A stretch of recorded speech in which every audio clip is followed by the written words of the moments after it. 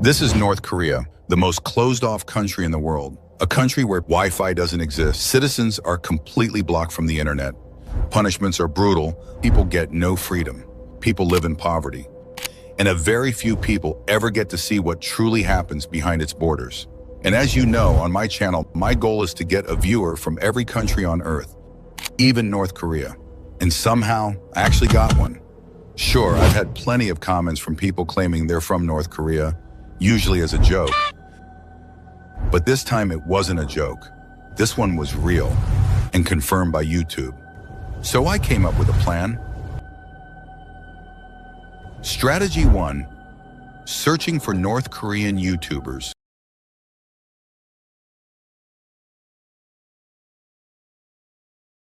That didn't exactly work out. So on to the next strategy. You know those websites that offer group trips to North Korea? Well, I contacted them. I dug through their sites, found email addresses, and sent out countless messages asking for help. But most of them replied with something like, "Nice idea, but that's not going to happen. But so far, I'm not giving up." So on to strategy 3, sending a letter to North Korea. Okay, yeah, that's not possible. I'm really starting to understand why this is the most closed-off country in the world.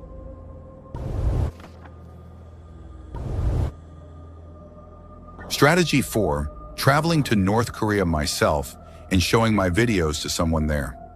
Let me look that up real quick. Wait, what? $3,000?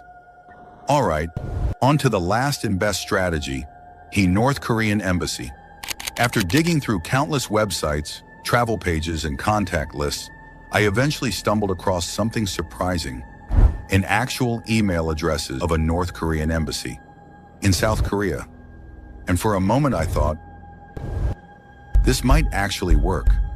I mean, imagine someone at an official North Korean embassy opening my email, reading my idea and thinking, yeah, let's help this guy become the first foreign YouTuber allowed in. But then reality kicks in. What are the chances they even check those inboxes?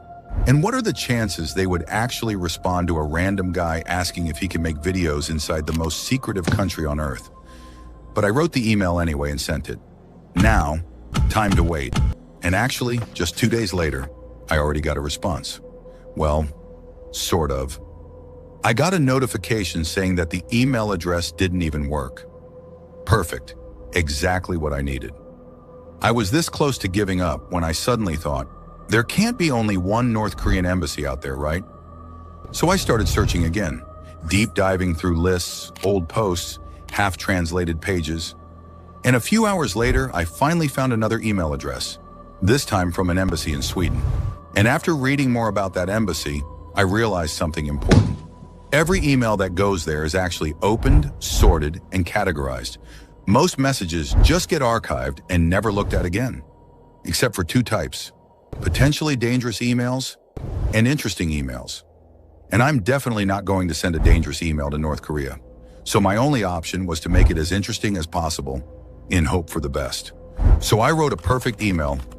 Correction, ChatGPT wrote a perfect email for me, and I sent it. After that, I did some more digging and even contacted a specialist on North Korea. And now I finally understand what actually happens to an email when you send it to the North Korean embassy in Sweden. Here's how it works. 1. Your email arrives in Sweden, where it has 2 possible paths. Either it gets read and then stored in a giant database. Because yes, every single email sent to that embassy gets stored forever. Or it gets read and then placed in a different database. This second database is for emails that are considered either interesting or potentially dangerous. Those emails get forwarded to the North Korean embassy in South Korea. There, someone higher in rank reads it again and then deletes almost all of them. Almost. But honestly, there's like a 0.0001% chance my email survives that step. Still, in theory, if it does survive, step 4, the remaining emails get sent to the relevant authorities inside North Korea. And if it somehow, miraculously, gets through all of that, it ends up at a North Korean news center. Why? because those centers are always interested in publicity from outside the country. Even unusual messages, like a YouTuber asking to view his video. After I sent the email, I checked my inbox every single day. 1 month, nothing. 2 months, still nothing. At that point, it was obvious. There wasn't going to be an answer. My message was probably still stuck somewhere in Sweden. So I moved on. I started working on other videos and tried reaching other impossible places. China, Turkmenistan, Eritrea, Antarctica. Honestly, way too many, and with a bit of luck, I actually got Antarctica. It was Matty K. Jordan, shout out to him, who actually works in Antarctica. A little later, I also got northern Turkmenistan. Some people there do have limited internet. Then came China. I found someone who used to live in China, but was now in the USA. After talking to him, he downloaded one of my videos and watched it while visiting his family in China. So yeah, we did it. I started thinking, if all these impossible places worked, maybe North Korea could too? And then something crazy happened. 2 days later, I saw the news. A lot of North Korean embassies were closing. Could this be good for me? I read the article, and then I saw it. The embassy in South Korea had closed, and emails were now being forwarded directly to North Korea instead. So technically, my chances had just gone up. Not by much, especially if my email was already deleted, but still higher than before. Just to be sure, I checked my email one more time, and again, nothing. So I moved on. And then one day, I opened my mailbox again, and I saw a response from the North Korean embassy. I'm not joking. My heart almost stopped. I clicked on it, and this is what it said. Hello. It's nice to hear about you and your project. We would like it if you make a video about North Korea, but sadly we cannot comment on your video. But don't let this stop you from making a video about North Korea. Thank you for messaging. The North Korean embassy. At first I was confused. They actually wanted me to make a video, but they didn't comment on any of my videos. Or did they? So I contacted Max, the North Korea specialist again, and he was really excited. He explained, if you get a response like that, it means 2 things. 1, your message actually made it inside North Korea.